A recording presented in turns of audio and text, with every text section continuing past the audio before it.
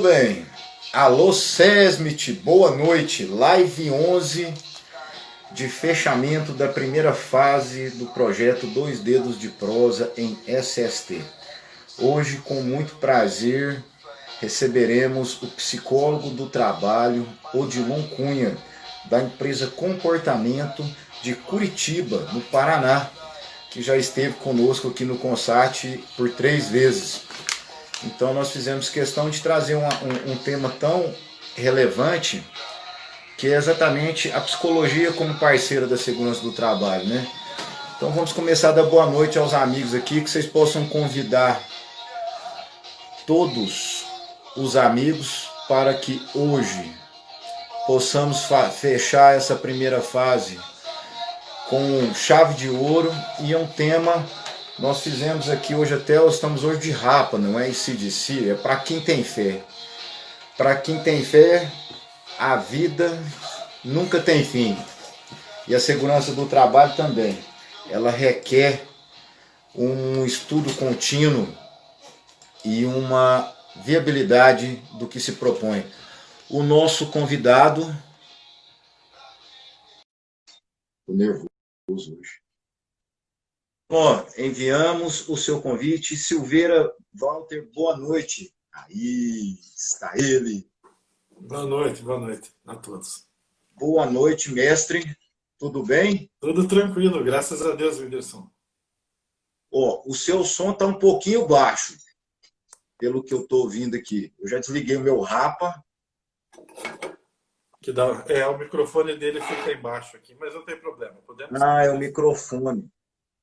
Entendi. Bom, Bom, deixa eu fazer um teste aqui, rapidinho. Ó, diz que estão te ouvindo bem. Vocês podem nos ajudar aí, José Carlos, Silveira, Walter, Caiano, Renato, boa noite. Enquanto isso, nós vamos aqui nos adequando. E eu acho muito... Eu até preparei aqui, Odilon, eu estive vendo um material seu aqui, eu achei essa frase excelente. Antes de te passar a palavra, você disse que o presente é contínuo, num vídeo seu sobre comportamento da pandemia. Então, Odilon, uma boa noite por estar conosco aqui nos Dois Dedos de Prosa. Fique à vontade. O pessoal está falando que o áudio está bom, então tudo certo. Seja bem-vindo aos Dois Dedos de Prosa, de onde você nunca saiu, meu mestre. Obrigado, Whindersson. Melhorou agora o som aí para você? Para mim melhorou. Está um pouco baixo, mas melhorou bem. Não, vou usar o fone então aqui, que eu acho que fica melhor. Ó, os meninos já estão brincando aqui que cada live é uma forte emoção. Aqui é assim mesmo. Não tem jeito, né? A gente está nesse... O importante é a gente... Agora sim. Bacana? Bem-vindo, Odilon. Obrigado, Whindersson. Parabéns aí pela iniciativa, né? A gente teve juntos no início da tua ideia, você me passou uma mensagem, né? E eu falei, olha, é bem por aí o caminho, e acho que isso que dá a ideia desse viver esse presente de uma forma contínua, né? Não adianta esse momento que a gente está vivendo nos parar, né?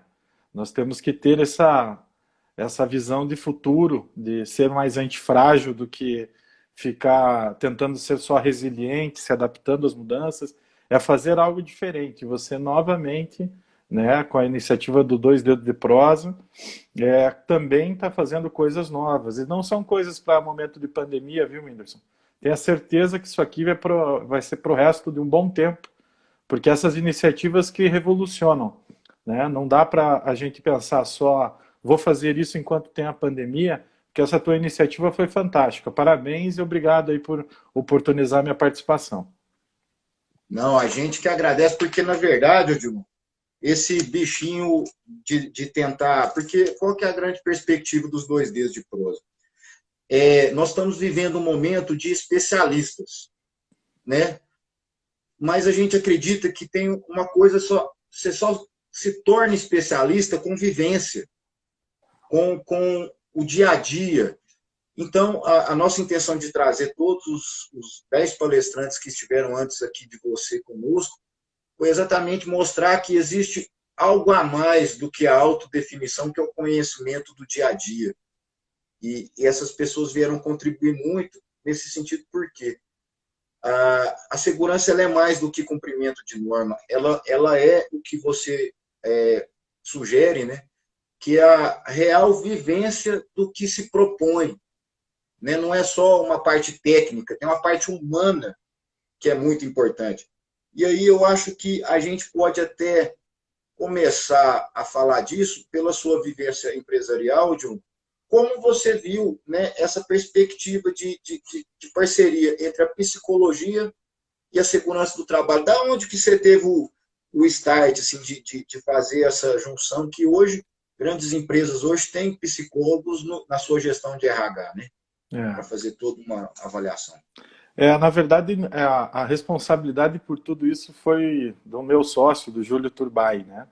Eu estava no meu último ano, na verdade, no penúltimo ano de estágio da faculdade, e o Júlio foi meu supervisor, nosso, né? Meu, do Rodrigo.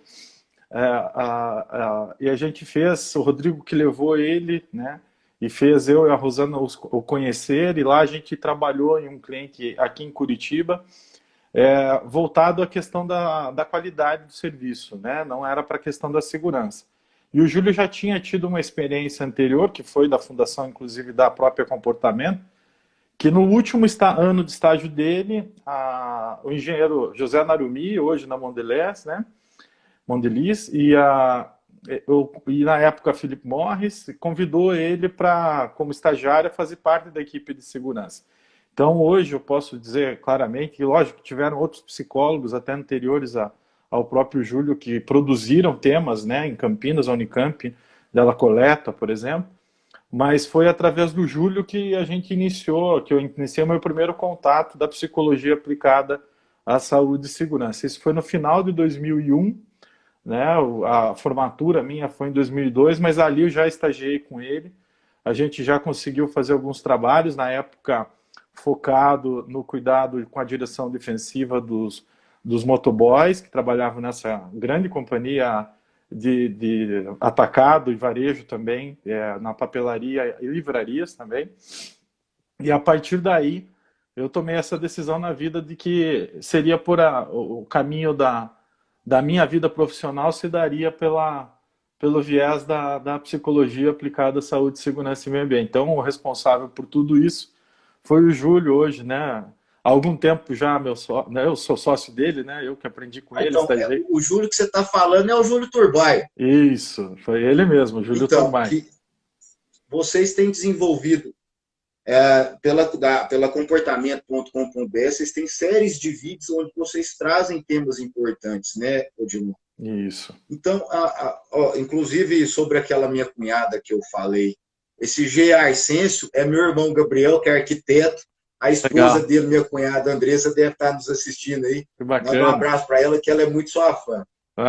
Eu que agradeço, né? Na verdade, é tudo co-construção. A gente ajuda a construir todo esse mundo aí. Mas há comportamento, sim, não somente com a minha pessoa, mas com todos os sócios que participaram da empresa, as pessoas, os consultores e a equipe atual, né? A gente tem muito orgulho de ter sido uma empresa pioneira aí na América Latina a tocar esse projeto da psicologia com foco exclusivo em saúde, segurança e meio ambiente, e ter proporcionado a entrada de vários psicólogos hoje nas grandes companhias que a gente atende, né? Hoje nós temos ex-consultores, novos psicólogos, psicólogos que descobriram isso não pelo comportamento só, né? Mas a comportamento sendo uma das empresas que facilitou a compreensão da atuação da psicologia com foco em prevenção, né? Então acho que é bom, é muito bom fazer parte um pouco dessa conquista do mundo da psicologia que, sinceramente, ainda está muito para se desenvolver, com pensamentos ainda bastante quadrados, ainda em cima daquilo que era a atuação mais tradicional. E tem muitas áreas aí para a psicologia entrar e ajudar, né? Inclusive em conceitos de produção e tudo mais. Acho que são coisas importantes que a psicologia ainda não olha com os olhos que deveria olhar, porque o mercado está cada vez mais procurando essa ciência para ajudar a tomar decisões junto com as outras ciências, né? Então é fantástico, fantástico, fantástico. Aqui tem a Jane Euseu que está dizendo: a minha experiência pessoal com comportamento e agora na Bridgestone nos leva a acreditar que esse é o caminho da mudança. Eu acho que é importante, né, Odilon? Inclusive, estamos entrou aqui conosco um rapaz que você conhece mais ou menos, que é o Leandro Gomes. Ele era Presley, mas agora ele é Gomes, que foi até que nos apresentou. Exato. Um abraço para o Leandro, um menino de Catalão que agora mudou para Uberlândia. Eu vi ali a mudança. Então, assim, como você tem visto o acesso da psicologia dentro das instituições? Qual, assim, eu queria te deixar bem à vontade para você falar com toda a sua desenvoltura conhecida, porque tem os gatilhos, tem as metodologias. Então, assim, em psicologia eu vou ficar só com a minha cunhada e com um amigo, mas hoje a palavra é sua. Fique bem à vontade aí para passar para a gente uma perspectiva de vivência efetiva da segurança e da psicologia. Muito legal. Da Bridgestone foi a Janaína, uma grande parceira de longa data nossa aí, que tem nos dado a confiança de trabalhar numa grande companhia também. Veja, Whindersson, o que mais me chama a atenção, vamos para um lado mais cuidadoso e depois a gente termina falando um pouco das glórias. Aqui, lógico, eu não consigo dividir o Odilon o Odilon Cunha Júnior do Odilon da Comportamento. Eu sei que isso não faz muito sentido também. Mas eu gostaria de aqui, nesse ambiente, que é um ambiente para bastante crítica, trazer alguns pensamentos que não quero que entendam que se representa somente comportamento disse isso, mas até porque nem todo mundo precisa e nem deve pensar todo mundo da mesma forma. Então, a primeira coisa que eu queria trazer aqui é uma preocupação que eu tenho, e eu já expus ela em algumas situações que me incomodam, e nós, psicólogos, precisamos agir de uma forma diferente em relação a isso. Quando você escuta a insegurança, você fala assim, tem a parte técnica e tem a parte comportamental. Isso, para mim, já me arde aos ouvidos, né? Porque parece que a comportamental não precisa de técnica, né? Parece que o que é não precisar de técnica? É que não precisa de método. O que é não precisar de método? É como se não fosse uma ciência. Então as pessoas desconsideram, em alguns momentos, a psicologia como ciência. Então você vê um movimento, inclusive de psicólogos, trabalhando muito em cima do ferramental, observação e abordagem, DDS, tudo isso é legal, é bacana, mas o conceito é muito maior do que esse. O conceito é fazer aquilo, fazer com que a intervenção sobre o comportamento do indivíduo, do grupo e da organização mude, né? Então, se você não trabalha nessas três instâncias, você praticamente colabora com a culpabilização do acidente pelas pessoas que estavam envolvidas diretamente, às vezes até indiretamente, quando eu digo coordenação ou a própria gerência. Você não consegue entender os agentes, como você disse, os gatilhos, os ativadores, os fatores contribuintes. Hoje o mercado está dando cada momento um nome diferente para isso, mas os conceitos são um pouco... são essas coisas, são modismos, na verdade, né? Para dizer, essa empresa trabalha assim, a outra empresa trabalha do outro jeito. Mas, no fundo, a parte não observável do comportamento, se você não consegue, se nós, como psicólogos, não conseguimos contribuir, entendendo um pouquinho os sentimentos, os pensamentos, os construtos, que é um nome importante para a gente compreender, de por que as pessoas quebram as regras, quais são esses ativadores que fazem, a gente dificilmente colabora. E aí o que nós estamos vendo é um excesso ferramental. Eu estou cada vez mais colocando ferramentas dentro da empresa como se as ferramentas fossem remédios, né? E eu acho que isso é um grande problema hoje dentro da segurança comportamental. E, junto a isso, nós como psicólogos, também a gente precisa ter uma clareza importante da diferença entre segurança de pessoas e segurança comportamental. Isso também não está claro para o mercado ainda. Como se segurança comportamental fosse a ciência que diminui acidente com gente, né? Segurança comportamental, ela estuda e deve interferir na relação do homem com o meio onde ela está, do trabalho, no caso, né? Então, isso não quer dizer somente diminuir o número de acidentes com as pessoas. Isso quer dizer fazer muito mais do que isso. E hoje a gente vê uma discussão que eu vejo importante, mas tenho muito cuidado em relação a isso, que é A diferença de segurança de processo para segurança pessoal, didaticamente é perfeita, né? Uma está com toda a metodologia, métodos fantásticos, né? Para que você diminua grandes catástrofes e tudo mais. E a segurança de pessoas como não machuque, que as pessoas não se machuquem. E a segurança comportamental, e nós psicólogos temos um papel, assim, na minha visão, extremamente importante nisso, é mostrar que é o elo que liga a segurança de processo com segurança de pessoas é a comportamental. Ela não é mais e ela não é menos, mas ela que une a relação do homem no ambiente onde ela está. E eu acho que isso a gente ainda, como psicólogo, tem muito a desenvolver. Eu vejo que a gente às vezes se prende ainda em práticas bastante corriqueiras, de amarrar-leão, sabe, de entregas.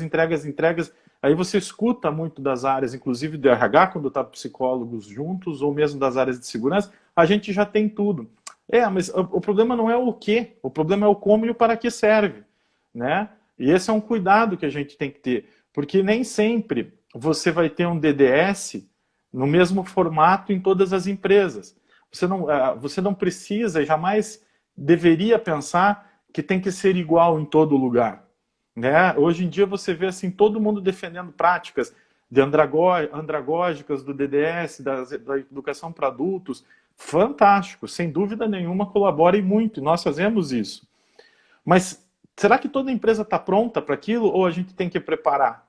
Será que a gente consegue, por exemplo, né, a gente escuta muito da área de segurança. Olha, mas aqui o problema é que sou eu que vou lá e faço o DDS. E quem deveria fazer era o supervisor, o coordenador. Tá, mas qual é o nível cultural que você está nesse exato momento? Né? Eu acho que a gente esquece algumas histórias importantes da vida da gente, né, no interior do Paraná, do ensinar a pescar, né? Para eu aprender a pescar, alguém teve que pescar na minha frente para eu aprender. Eu acho que a gente tem que quebrar um pouquinho dessas frases meio prontas, 0 acidentes, todos os acidentes podem ser evitados, o líder tem que fazer tudo, é o líder que puxa, se não for top-down, a coisa não acontece. Depende, gente. Eu acho que as respostas, a gente entra numa seara que ficou pouco técnica, né? E a gente tem duas formas de transformar algo em uma verdade. Né? Ou pela repetição, que é o que hoje eu vejo na segurança comportamental de uma forma bastante séria. Então eu repito, daí a partir daquele momento aquilo vira uma verdade. E a outra que é pela ciência. E a ciência, infelizmente, eu não tenho conseguido ver a utilização da ciência na mesma proporção do que da repetição. Então eu vejo muitas coisas repetitivas, assim, que são chatas mesmo. Né? Não vai motivar ninguém a se cuidar se você não pensar de uma forma diferente, nesse enredo principalmente, que a gente está sendo desafiado a manter várias coisas dentro de um cenário de pandemia. Né? Então eu vejo assim, Whindersson, o cuidado é utilizar o respaldo científico para tomada de decisão. Eu sei que ele não é tudo, que a experiência de vida faz toda a diferença, mas não é uma ou outra, né? É uma e outra. Né? É uma somatória, não é só isso, né? dessas situações que faz diferença. Eu acho que é por aí que é o grande desafio.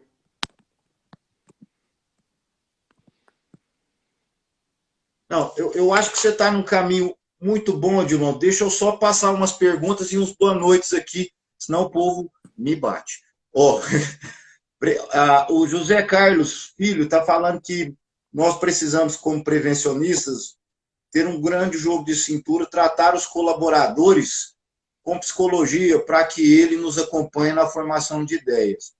O Fof Sports, a Pri Coutinho, o Luciano Cunha, o Diego da Treina Sec está nos dando boa noite para você.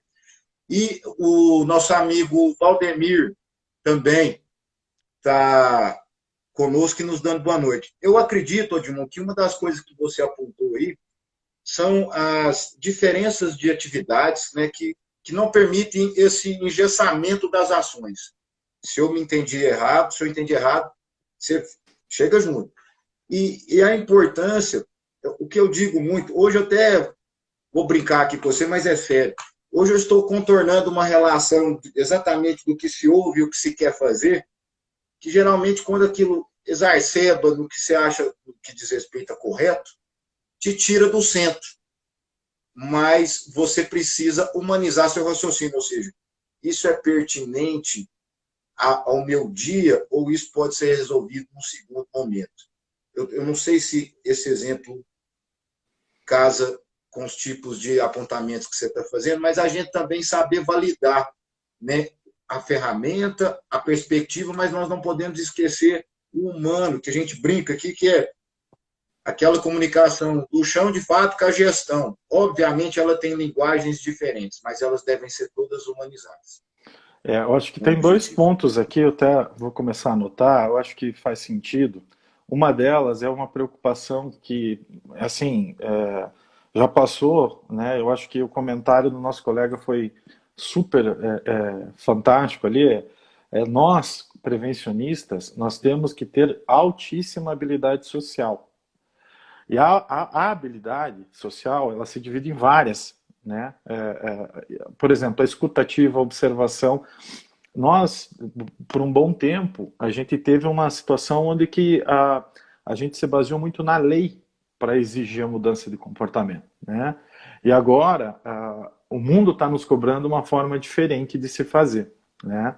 E uma das coisas que eu noto, e a gente tem trabalhado muito esse tema na comportamento, desde o ano passado, com fóruns exclusivos para clientes nossos, que alguns aqui participaram, que é assim, quem cuida de quem cuida, né? Como que nós, prevencionistas, estamos cuidando dos gerentes, dos diretores, dos vice-presidentes? Porque a gente, aqui no Brasil, a gente usa o trabalhador, né? Tem o líder e tem os trabalhadores. Poxa, os líderes também são trabalhadores. Eles também adoecem, né? Então, o convite que eu vejo que é importante para nós líderes, e aí sim tem todo esse desenvolvimento de habilidades que você trouxe, de como eu trabalho com o chão nosso, base operacional, e como que eu falo como presidente, elas são diferentes. Elas são diferentes. Agora, a gente também coloca uma responsabilidade com o gerente, com o diretor, que parece que ele nem ser humano é. Que ele já tinha, por ele ser diretor, ele já tinha que saber de tudo e fazer tudo e tudo, da melhor forma possível. Tem que lembrar que ele tem RG, CPF, certidão de nascimento, ele nasceu também. Igual né? todos nós, né? Ele nasceu bebê, ele não nasceu diretor, né? Ele não nasceu gerente, né? E as escolas que a gente conviveu e teve a oportunidade de se formar, não desenvolveram soft skills na gente, essas habilidades de relacionamento. A gente foi muito mais para pancada, para o hard mesmo, para o pesado, e como que faz PDCA, como é que faz aquilo, Agora, como que você influencia pessoas, né? Eu acho assim, um dos grandes pontos para nós hoje, prevencionistas, né? A maior parte do tempo, a gente tem trabalhado com a ideia de capacitar e desenvolver pessoas, né?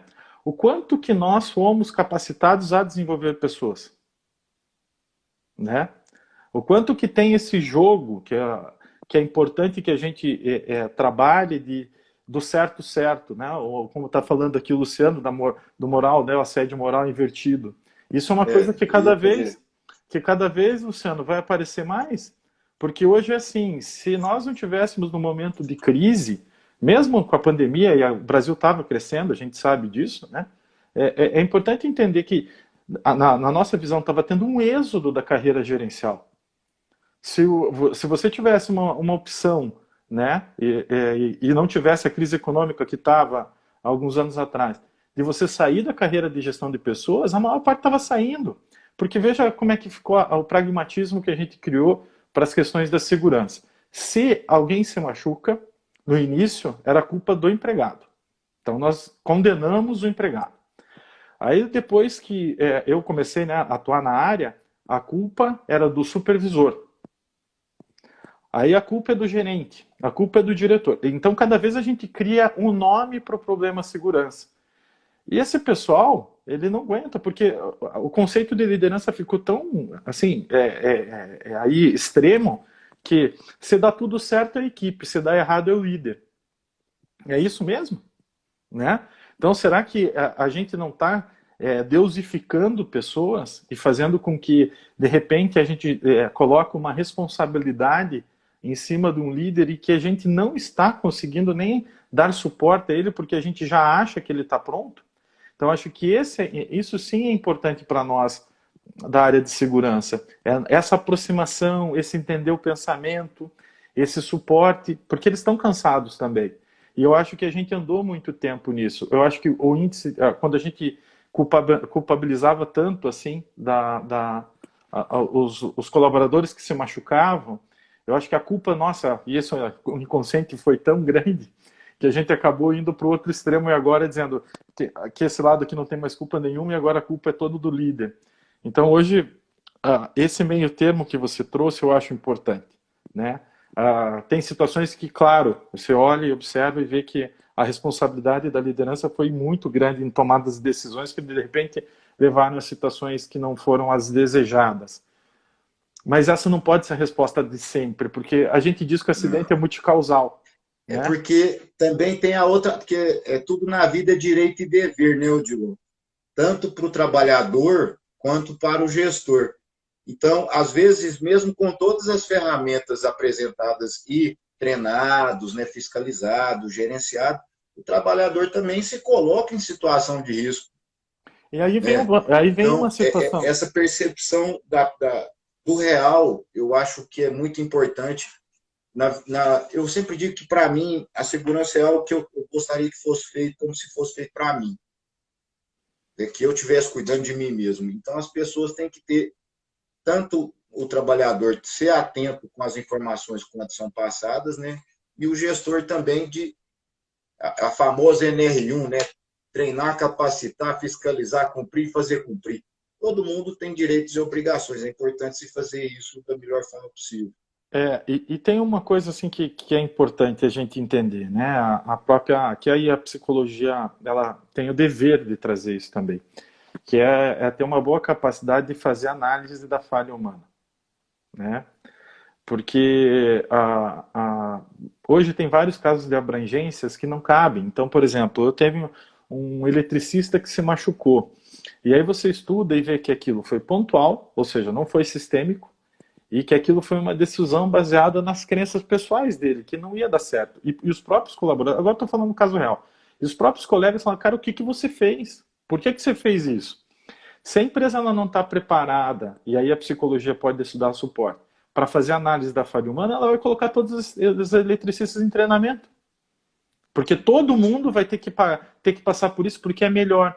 Mas isso, gente, é a falta da capacidade, da competência de analisar a falha humana. Porque vocês têm, a gente hoje tem vários protocolos, né? Comportamento, ela segue um protocolo do Energy Institute, né? Nós somos considerados a referência para a América do Sul, está no site dele, ano passado. A gente utiliza deles para entender a diferença entre violação, né? É importante saber que a diferença entre erro, deslize, lapso, violação. É importante saber se aquilo foi sistêmico, se aquilo foi pontual, porque se a gente não tiver a nossa capacidade de fazer isso, tudo vira a mesma coisa. Né? O que eu estou dizendo que é tudo virar a mesma coisa?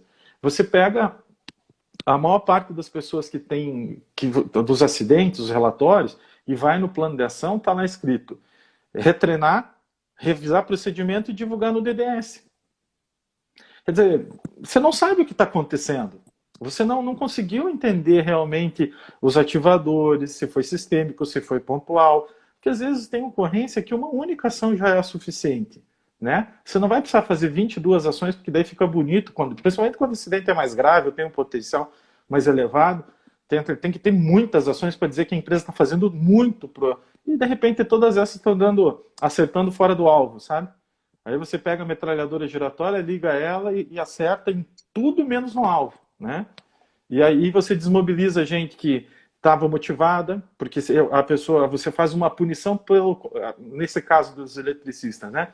Se a empresa tivesse feito isso, ela tinha punido o comportamento seguro. Então, das pessoas que seguiam os procedimentos, eles iam para a sala de aula por uma punição. Porque um não fez, todos não faziam. Esse julgamento não traz justiça.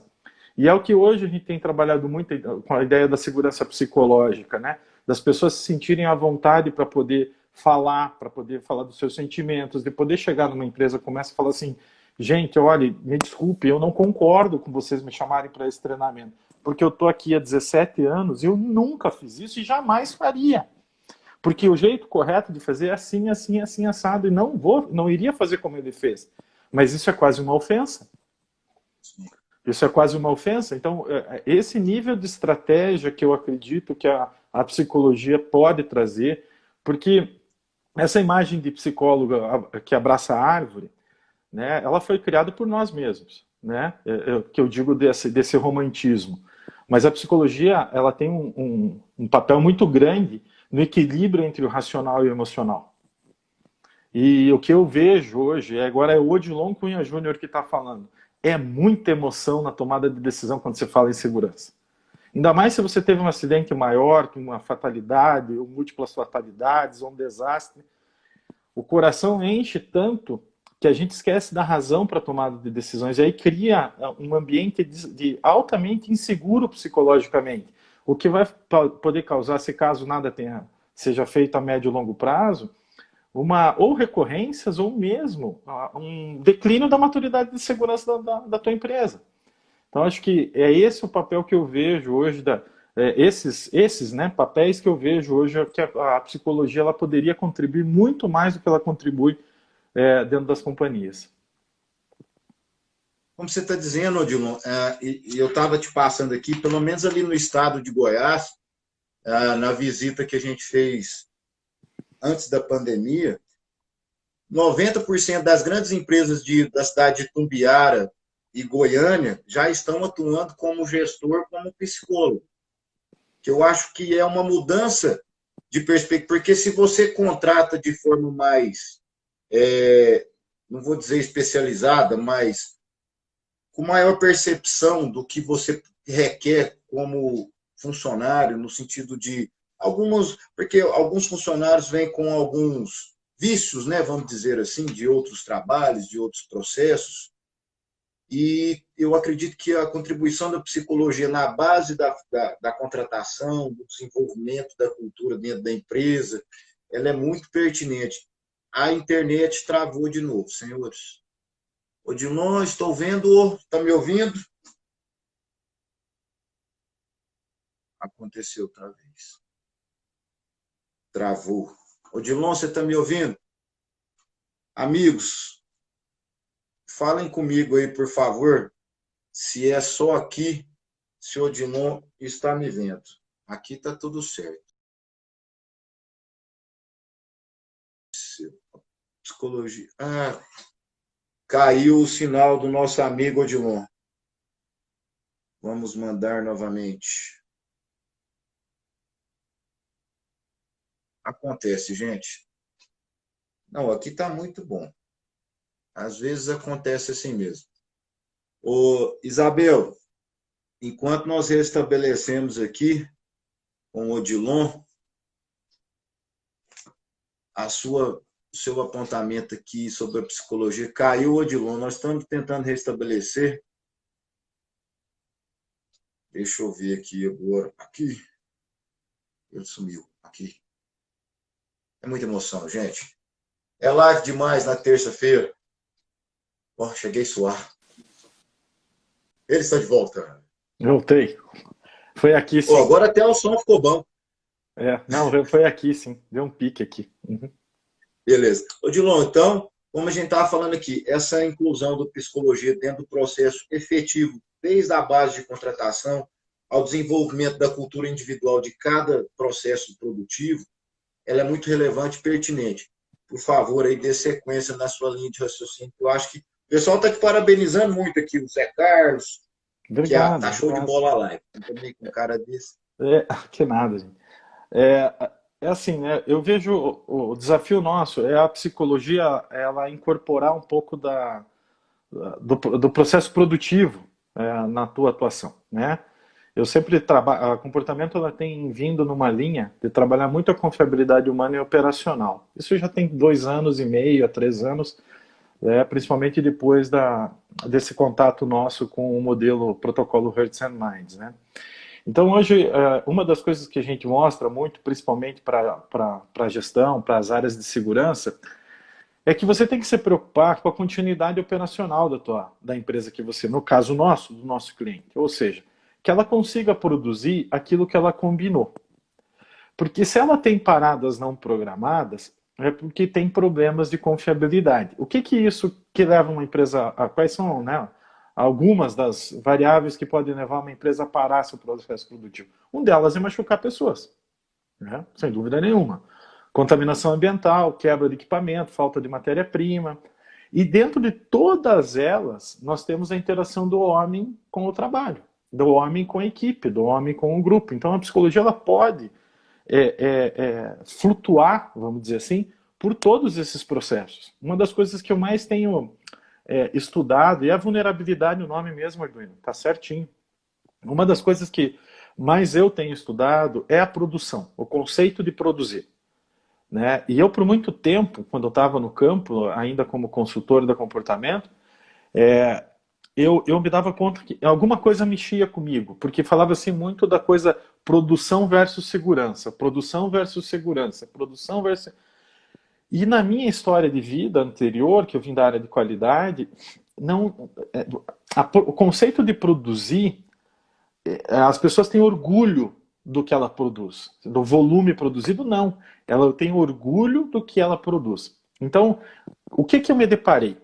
Que o grande desafio nosso na indústria não era a cultura de produção, porque infelizmente ainda nem tinha chego na cultura de produção. Era a cultura do fazer. Cultura do fazer. Ou seja, eu faço. Agora, se depois o cliente vai reclamar da qualidade, se depois vai, né, a gente vai ter problema de custo de manutenção, se depois eu vou ter... Não interessa.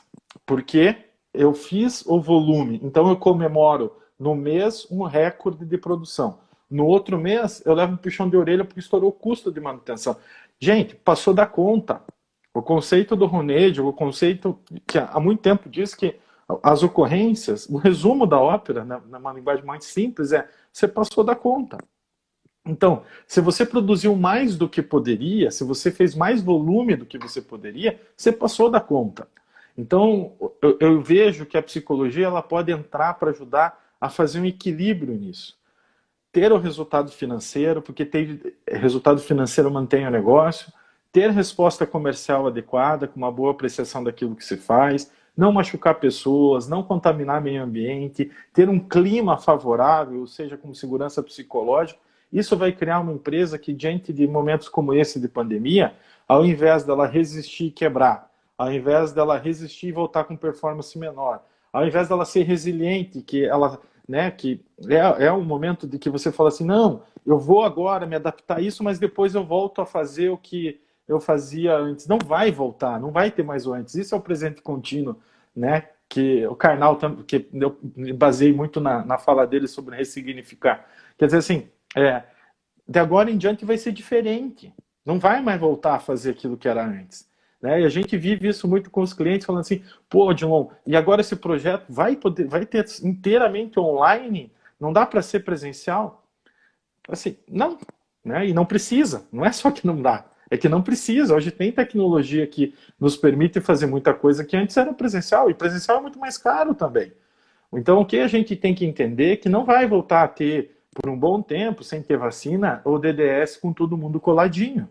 Que não vai ter mais essa observação e abordagem, inspeção, o nome, hora segura, o nome que a gente quiser dar, com muita gente participando. Então, o que você vai poder fazer? Pensar diferente. Como é que você vai pensar diferente? Se você pensar na empresa. O que a empresa ela precisa? Como é que ela tem? Como é que eu posso agregar para aumentar a confiabilidade dessa operação? E entendendo que aumentar a confiabilidade da operação é cuidar de pessoas também. Né? Então, acho que o desafio que nós temos, que às vezes a gente um pouco observa, porque a gente tem essa linguagem muito próxima de produção versus segurança, é o fazer versus ser seguro. A gente faz muito, né? Toda hora você está fazendo, mas aí você parou para pensar naquilo que você está fazendo? Não. E isso, gente, infelizmente não vem de um pensamento atual. Isso vem da nossa educação primária, onde a gente frequentemente foi ensinado a responder perguntas. Se você colasse, decorasse, ou você soubesse, não fazia diferença, porque se 2 mais 2 eram 4, eram 4. Agora, se o como você construiu isso, se foi porque você aprendeu uma musiquinha na escola que fez você saber que isso era 4, tá ótimo. Né? Agora, se foi porque você tem uma lógica, uma sentença matemática que faz sentido que aquela somatória fosse 4, você vai ter a mesma nota daquele que decorou a musiquinha e soube responder. Então, hoje, a gente tem que cuidar muito disso nas empresas, porque as falas estão ficando mais, em algumas, né, não são todas, mais vazias quando a gente fala de segurança, porque as respostas são todas as mesmas. A vida em primeiro lugar, aqui segurança antecede produção, aqui tudo, você sempre está escutando as mesmas coisas, Pô, né? só te interrompendo um minuto, Odilon, é porque entrou agora conosco um rapaz que você conhece pouco, que é o mestre Cosmo Palazzo, que fala sempre nessa linha. Né, Cosmo, fica à vontade para contribuir com a gente aqui. Eu queria te fazer. O Arduino Martins está falando aqui. Parabéns, Odilon, a comportamento pela visão atualizada, profunda, acertada. Uma das lições que aprendi com você, e acredito que é muito importante, é que os problemas da segurança demonstram o problema da segurança, a vulnerabilidade do processo e do negócio. É E tem isso. um amigo nosso aqui de Montes Claros, que é o Neyton, e o Regis, que é vizinho seu aí de Joinville, Santa Catarina. Legal, cara. Da Rosimeire, boa noite. A escola anda formando repetidores de... Este é o ponto, Odilon. Eu acho que nisso foi a nossa... Quando eu disse que nosso objetivo era trazer uma visão diferenciada, não que as outras estejam erradas, né? Mas de mostrar que pode ser feito segurança com humanidade, com o antigo, parte do que você disse aí hoje sobre o orgulho da produção, é o vestir a camisa, mas sem pensar no que escorre dela quando você torce, ou seja, não é só suor. Essa visão produtiva de massa, ela também rebate muito no nível de acidente das empresas, né? Da cultura dentro dos setores de produção. Então, como o tio Cosme, você estava muito bem dizendo, é importante a gente entender essa visão ampla do que é o produto, qual que é a famosa missão, visão e valor, né? Mas ela é uma frase bonita escrita no papel ou, de fato, nós queremos vivenciar o que nós nos propomos a fazer. O Cosmo, Né, assim, né, primeiro é um mestre inspirador de todo mundo, né, aí quando a gente fala de segurança. E é isso mesmo, Cosmo, eu estou completamente de acordo contigo. É mais fácil você repetir do que pensar no jeito novo de fazer as coisas, né? Então, essas respostas prontas que existem para os problemas Agora no estava momento. ficando bom, travou de novo. Mas muito bom. Voltou? O Cosmo está falando aqui, enquanto você está travando, eu vou repetir. Muito do que chamamos de cultura de segurança poderia ser chamado de glacê, o Cosmo adora, porque a cena apenas encobre o bolo que foi mudado. Que não foi mudar. Vocês estão me ouvindo? Hã? Você... Tô. Deu uma falhadinha, mas agora voltou. É isso mesmo, porque, assim, tem uma, né, Cosmo, que a gente escuta na maior parte dos congressos, né, que segurança não pode ser um valor, não pode ser uma prioridade, precisa ser um valor. Tá, bacana, mas se você está numa cultura patológica, você primeiro tem que fazer ela ser prioridade, cara. Não existe como algo se tornar prioritário, se tornar um valor que em algum momento não tenha sido priorizado, né? Então, quando você fala assim, vou voltar a fazer exercício, tá bom, você vai fazer o quê? Vai colocar na agenda, vai pedir para avisar, vai pedir... O que é isso? É dar prioridade para o tema. Então, hoje em dia, a gente tem que cuidar um pouco com essas palavras, essas chavões que estão todas elas bem prontas para entender, falar, não, tem que priorizar mesmo. Agora toda reunião vai começar falando de segurança.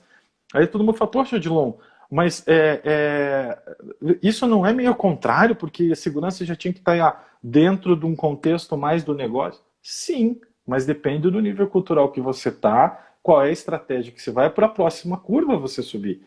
Não dá para pegar uma estratégia generativa, para sair do proativo para ir para o generativo, e colocar numa empresa que está ainda no início, no caminhar inicial, né? E que você vai usar um processo, não é nenhuma ferramenta, mas um conceito, de forma inadequada, né? Então, esse o cuidado das customizações e das personalizações que a gente precisa ter, né? Porque senão tudo parece que vai ser tratado igual, né? A gente, para qualquer tipo de doença, a gente vai lá na boa aspirina e toma ela achando que ela vai resolver. E o que ela faz? Vai amenizar sintomas.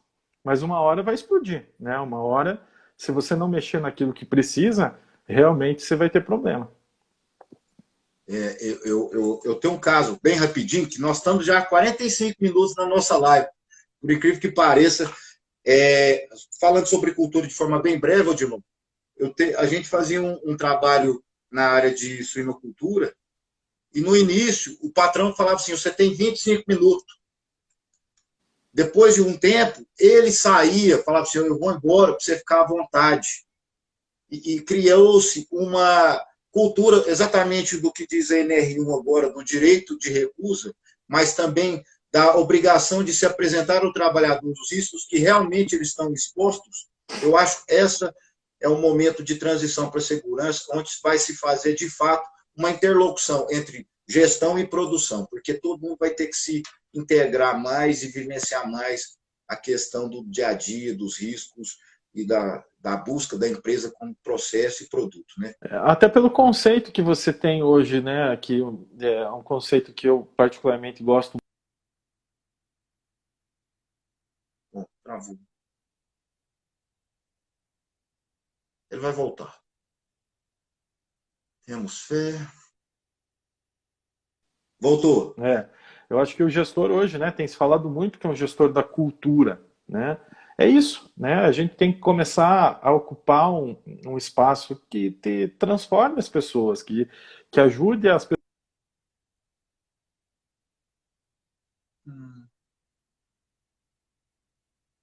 Travou de novo.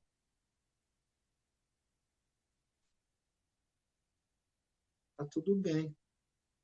Mas travou.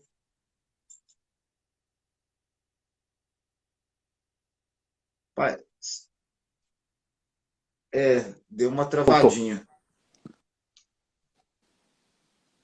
Aí, vai. E pior que o sinal tá alto. Travou de novo. É muita emoção, Odilon. O bacana dessas coisas é que a gente pode avaliar que o comportamento psicológico nas horas dos problemas, a gente absorve e vamos embora. É isso. Voltou agora, pessoal? Legal. E essa adaptação, né? Isso é que hoje é a cultura que é chamada antifrágil, né? Que é a cultura de você, diante desses momentos mais difíceis, você criar uma nova maneira de se fazer aquilo e ter um aumento de performance, né? Então, acho que para nós, isso está mais do que na hora de acontecer. Senão a gente, pegando o que o Cosmo disse, né? A gente vira um repetidor aí. E aí não precisa da gente, né? Por repetição, daqui a pouco a máquina faz, né? Então, se a gente daqui a pouco vai... Não que na justiça já está caminhando para esse caminho aí. Não, e você parar para pensar, exato, né? Se você vê hoje o que tem de tecnologia, o ser humano, ele entender que o papel dele é ser repetidor, ele vai ser substituído, tá? Absolutamente. E assim, eu não tenho dúvida disso. A gente não trabalhou com muito tempo em termos de segurança de processo, trabalhando na automatização, na automação das operações. Hoje não tem plantas, por exemplo, as químicas, que são administradas e feito gerenciamento da operação longe da fábrica. Por quê? Porque tinha atividade ali que não era para o homem fazer mais, né? O homem no sentido do ser humano, né? Não era mais atividade para o ser humano fazer. Se a gente, na área de prevenção, continuar fazendo aquilo que é só repetir, é bem provável que vai ter algum computador que vai fazer bem melhor que a gente a repetição, né? É um caminho. O Cosmo aqui está fazendo uma certa afirmação que eu tenho certeza que eu colaboro, eu assino embaixo, que é a seguinte: com certeza nesse assunto e na área, para mim, você, Odilon, é o melhor do Brasil, além de ser honesto no que diz e faz. Essa é a visão de quem conhece você mais de perto, assim, realmente, você realmente busca construir o que você propõe. Isso é para poucos, na verdade, Odilon. Parabéns. Obrigado. O Cosmo, de computador não faz a arte, é isso aí mesmo. Intervir na cultura é isso, né? Você não pode... a mesma receita não vai dar certo em lugar nenhum, não, né? Então, acho que é um grande desafio. Fico muito grato aí pelo reconhecimento. A gente tenta fazer disso. Eu digo sempre, né, que a comportamento ela me propiciou, né, ter um, um legado, assim, ter um propósito de vida, né? Eu acho que é um pouco diferente, né? A gente eu não me vejo hoje de forma alguma atuando fora da comportamento, não porque eu me tornei sócio e também, talvez por isso também, né? Mas não é esse o ponto. O ponto é no que a comportamento acredita e nos ajudou a entender que essas crenças eram possíveis de levar para um mundo que às vezes é muito hostil, né? E para alguns lugares que você fica extasiado de ver as pessoas conseguindo produzir com saúde, com qualidade de vida, amando aquilo que faz, que eu acho que é o mais importante, né? Eu vejo que quando a gente tem esse equilíbrio entre a razão e a emoção, ou seja, entre a ciência e o sentimento, acho que as coisas tendem a ser mais fáceis para a gente, né? E aí os valores meus pessoais estão muito alinhados com os valores da comportamento, né? Então, para mim, fica até mais fácil tornar essas minhas crenças em práticas, né? Porque é o que eu realmente acredito. Ô, Dilon, e você tem, como você mesmo disse, você teve a oportunidade de trabalhar em outros países também, né? Tive. Aí, como nós estamos aqui faltando 8 minutos, nós ainda estamos próximos de chegar numa cultura como no exterior, na África, como eu sei que você esteve, como em outros países, e por onde devemos passar para chegar nesse objetivo de mudar a cultura de fato de prevenção? Olha, Se é que isso é possível. assim, né, o meu repertório fora do Brasil foi muito na América Latina e África, né? Mas aí comportamento tem atuado nos Estados Unidos, tem atuado pontualmente em algumas questões na Europa também. Mas assim, eu vejo que tem muita coisa bem feita aqui no Brasil, sabe? A gente deveria valorizar mais o que a gente faz. A gente às vezes se coloca como terceiro mundo. E tem muita, assim, operações aqui que você se encanta de ver a qualidade da cultura de segurança, você vê que aquilo é genuíno, você vê a quantidade hoje que eu tenho de diretores de operações, vice-presidentes, presidentes de empresa falando com a gente sobre o tema. Semana passada, uma química de São Paulo, nós ficamos com o presidente 1h30 discutindo qual é o escopo de trabalho que nós vamos ter para operar aqui no Brasil, Uruguai e fora. Então, assim, hoje você tem uma possibilidade. A gente tem operações aqui no Brasil que são mais seguras que operações fora, sabe? Eu tenho operações em Moçambique que são mais seguras do que algumas aqui no Brasil. Então, acho que não é muito assim o país, sabe? O país ajuda, mas se você tiver uma boa intenção no cuidado genuíno com a vida, as coisas elas vão acontecer indiferente muito à lei, sabe? Então, você hoje tem operações em países que as NRs foram extremamente, não são chamadas assim lá, né? Mas extremamente flexibilizadas, mas tem baixíssimo número de ocorrências, porque o nível de consciência sobre os riscos de tomar decisão segura é valorizada da presidência ao auxiliar administrativo, ao auxiliar de produção, né? Então, acho que é difícil comparar um pouco aqui. Agora, indiferentemente a bandeira, tem uma coisa que me chama a atenção do ponto de vista de cultura de segurança: o modelo de gestão. E aqui, gente, eu sei que a maior parte aqui deve seguir, porque a maior parte dos nossos clientes tem ele como uma referência. O modelo de gestão baseado em zero acidentes, ele é um modelo que ele tem um grande avanço no início, né? Eu acho que ele consegue trazer uma preocupação com o acidente fantástica, ele tem um avanço bom ali do patológico para o reativo, do reativo para o calculador, do reativo ele já começa a ter uma patinada e depois ele não vai mais, sabe? Então acho que o importante é ver se não está saturando os modelos de gestão de segurança. Eu sei que isso dói um pouquinho, pô, agora zero acidente. Não, porque zero acidente para.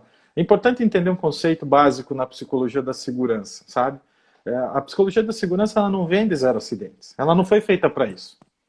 Para nós, isso, o zero é um número que não existe. Matematicamente, inclusive, ele não existe.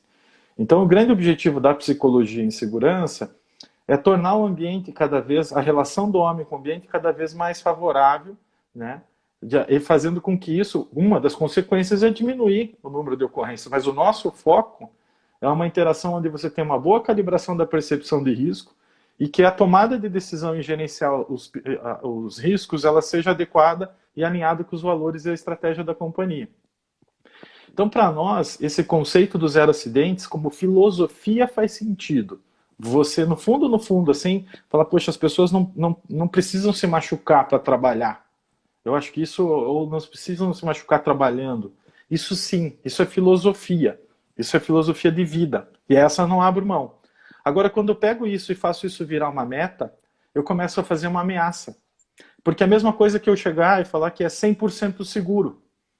Não existe 100% e não existe 0%. Você tem a relação do homem comendo que ele está. Então isso não existe. Vai acontecer. Ou não, mas não é bem por aí. Então acho que o que eu vejo hoje é uma estagnação um pouco não, significativa no pensar além das pirâmides. Não que as pirâmides não tenham a sua grande contribuição, mas elas nasceram em 1926. Nós estamos há 90 anos, mais de 90 anos trabalhando em cima do mesmo modelo que só foi aumentando a base dela. Será que não tem uma outra forma de pensar? Tem. E a gestão da cultura, né? É um outro caminho. Você constrói uma cultura de segurança e uma das coisas é o impacto na taxa de frequência, né? Então o que eu posso te falar assim daí agora é do meu feeling mesmo, e não minha experiência e do meu sentimento, é que as empresas que estão se destacando, elas já estão começando a olhar além daquele padrão taxa de frequência, taxa de gravidade. Elas estão conseguindo já observar, por exemplo, dentro do reativo, que é importante ter a visão, porque o equilíbrio entre indicadores reativos e proativos ele é muito importante, como de tendência e de resultado. Elas estão conseguindo criar uma maneira de olhar e medir as ocorrências sem necessariamente ter uma lesão. A psicologia da segurança, por exemplo, um exemplo que eu dou bem simples, operacional, se alguém está trabalhando em altura e está sem o talabarte, para nós, ele morreu. Não precisa ele cair, porque todo investimento que foi feito no desenvolvimento de habilidades e conhecimentos dele foi por água abaixo, todos os procedimentos mais lindos e bem escritos do mundo foi tudo por água abaixo, e todos os equipamentos que você comprou também foram por água abaixo. Ele não vai cair por quê? Por sorte ou por uma habilidade individual física que ele tenha. Ou seja, isso não é gerenciável. Então, se a gente começa a observar isso e começar a falar assim, não, peraí, não adianta eu ter esse mundaréu de procedimento que as pessoas não entendem, porque não tem significado. Né? Não tem significado. Foi feito por especialistas, né? Não adianta eu ter os melhores equipamentos do mundo se as pessoas não entendem para que serve isso aqui, para que deve usar. E não adianta porque meu treinamento também é muito chato. Eu coloco o cara lá em sala e fico lendo o slide. E aquilo não vai fazer sentido. Então, acho que um sistema de gestão que olha a cultura, ele tem que estar muito focado no como e no para quê. Porque o que, Whindersson, sendo bem honesto com você, a maior parte das empresas já tem tudo. São as 72 velhas e boas ferramentas de segurança. Todas têm. Agora, quando você vai no como, normalmente você já acha grandes oportunidades. Quando você vai no para que serve e começa a escutar, porque a INR não pede, porque a INR não sei o que fala, porque... Aí você vê que fala assim, não. Isso aí não vai virar genuíno. O interesse é outro. Só um minutinho. É que falta 45 segundos para acabar, você acredita? Pois é, peço... Dilon, vou deixar aqui o meu agradecimento a todos que estão conosco e para você. Muito obrigado por existir na vida de nós prevencionistas e a psicologia é primordial. 30 segundos, Dilon, a palavra é sua. Muito obrigado, gente. Muito obrigado para nós aqui. Eu acho que, né, como participante, e conte sempre com a gente, que sempre a gente vai estar junto com vocês. Parabéns pela iniciativa. A gente volta em breve. Odilon, muito obrigado. Conheçam a Comportamento, www.comportamento.com.br.